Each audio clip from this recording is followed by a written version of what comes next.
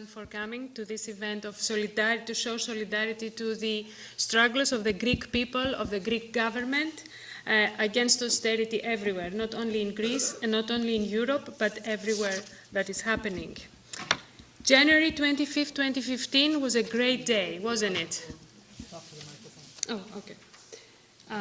So January 25th was a great day. It was a great day for Greece, for the left.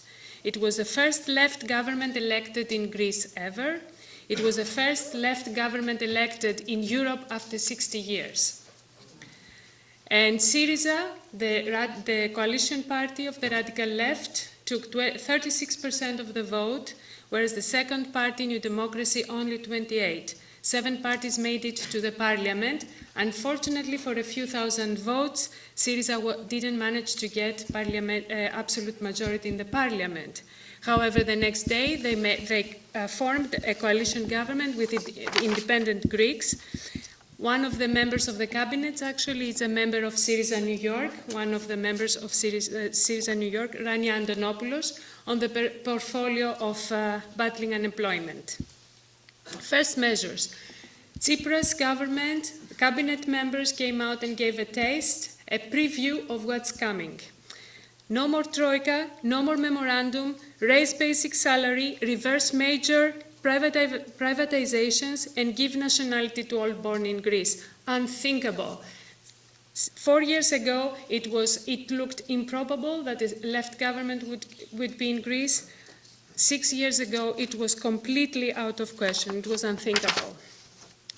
So what happened? Well, Tom outlined the austerity measures that have been taking place in Greece for the last 6 years, 5-6 years. But the turning point that I want to focus on happened last September 2014. It was the moment that Tsipras in Thessaloniki gave outlined the National Reconstruction Plan. That was the Thessaloniki program. It was the programmatic positions for the party ahead of the elections, the programmatic positions of a government, SYRIZA government, for the meta-austerity era. Now, this was work of this was a culminating moment of 3 years of work from different groups in different thematic areas for Greece's economy and governance. And it came with a price tag, full cost accounting for every line that they mentioned, for every measure that they wanted to take, for any change they wanted to make. They gave how much it would cost and how they would raise the money to do it. That was a turning point because that's where they start winning even the most hesitant and most conservative of the voters in Greece who saw that SYRIZA had matured into a government party, was ready to take the power and to fight for it. So the National Reconstruction Plan, what it is about, 4 thematic commitments. The first one is addressing the humanitarian crisis immediately. Greece's greater than Great Depression. Over the last 4 or 5 years, we've seen assault in the middle and the lower income classes, cut down on public spending. The humanitarian crisis right now has an enormous social cost. Extreme poverty, 10% of the population below poverty line, 25% homelessness, which we didn't have before, 7,500 suicides, 2,000 kids alone in Athens. They have to rely on humanitarian help, assistance to get their meals during the day.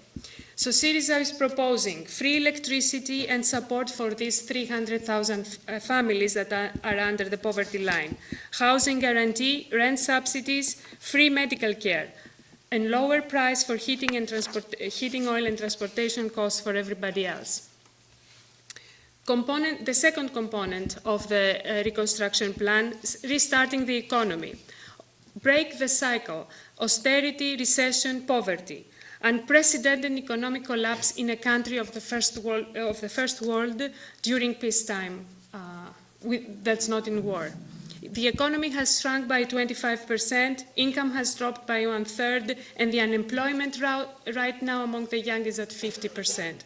Right? So we need to do something about that. SYRIZA proposes First and foremost, a fair and progressive taxation system. Tax the larger incomes, multi-property owners.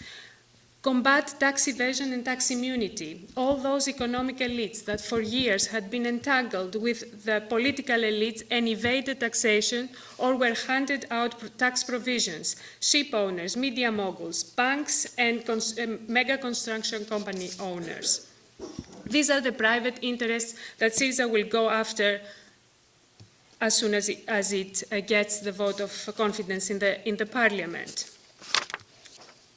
Furthermore, regain employment. Minimum wage raise back to 750 euros, restore labor protection laws and collective agreements. This is what we need right now. 300,000 jobs in agriculture, light industry, and services. This is among the first things that we have to do to combat unemployment, especially among the young people. And finally, transform the political system and the institutions, deepen democracy, fight cronyism, economic and business cartels, the political patronage, transparency and fairness in the public procurements, regulate banks and multinationals, build trust in the legal system. Greeks have traditionally had very low trust in the state, but over the last 5 years, 20% lower than before. Democratize the state, legal system, and police. Yesterday alone, we had a major demonstration in Athens, about 10,000 people, took place in Syntagma Square, where the indignados were. No sight of riot police, no sight of tear gas. But for all this to happen, critical, we have to keep the solidarity networks going. The solidarity networks that grew as a defense against the austerity and of the previous government.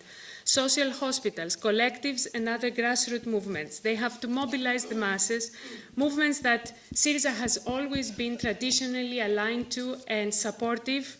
We need to bring back the unions and the neighborhood assemblies and solidarity networks, which are critical to keep the social majorities engaged, because these are the social majorities that will safeguard any radical changes that are happening in the society, and they will help against compromises. We have to increase the left's electoral power, because this is the only way that it can continue to implement the medium and long-term vision of social transformation and win the hegemony of the left.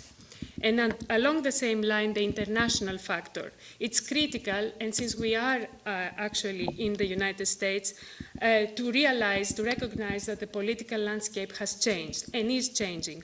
Who knew Podemos 2 years ago? Portugal, Slovenia, and Ireland are right now building the left and the movements of the left.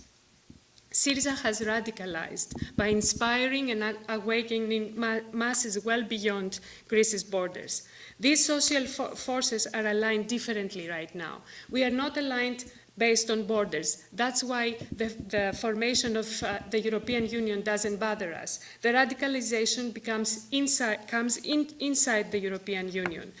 We saw just German and Swiss unions 2 days ago, which came out and they took the side of SYRIZA fighting austerity, not the side of their own governments, which is pro-austerity. The divisions are not in Europe right now are not between North and South. The divisions are between the have-nots and the haves, between the political and the economic elites that are enforcing the austerity. Left hegemony is on the make. Greece and SYRIZA need all the international support that we can get. We have to push the movements and the governments to reconsider the alliances. Solidarity event, therefore, Wednesday, February 11th. I hope to see you there. Hope is coming and change is coming.